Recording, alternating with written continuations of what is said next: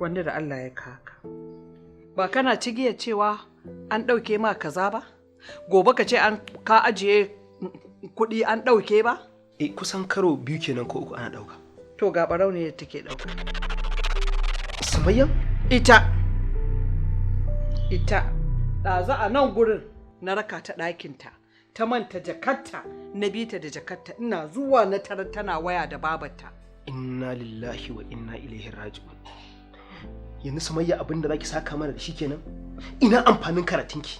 Ina amfanin bautar ƙasarki? Bautan ƙasan ƙarya ba? A yanzu na ɗora hotunan bikin a status sai wata ƙawata take sanar min cewa ai bautan ƙasan ƙarya take yi, an daɗe da kurarta. An kama ta yi satar suna. Inna lillahi wa inna ilaihi raji'un.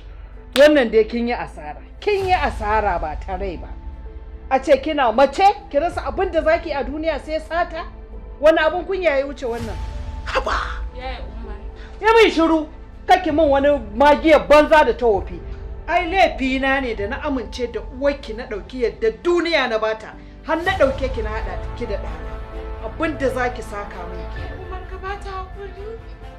Umar, a yanzu abin da nake so, kar ka matsa nan da nan sai ka sake ta. Saki nake so. Hajiya. Ya wuri. Ko karamar mara kunya ce.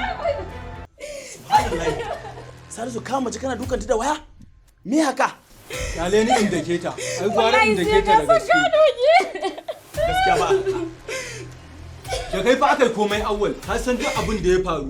Tun da na aure ta har yanzu daidai da ruwa ban taba cewa ta bani ba, ballanta na ta miƙo min mai shi. Gaskiya ba haka. Wallahi sai na san ka doke na Allah. Saki. Allah ka sike ta mana, me haka Salisu? Saki mana. An ga saki na. Ka tafi kawai ka bani guri ba ruwanka. Tafi ka bani guri.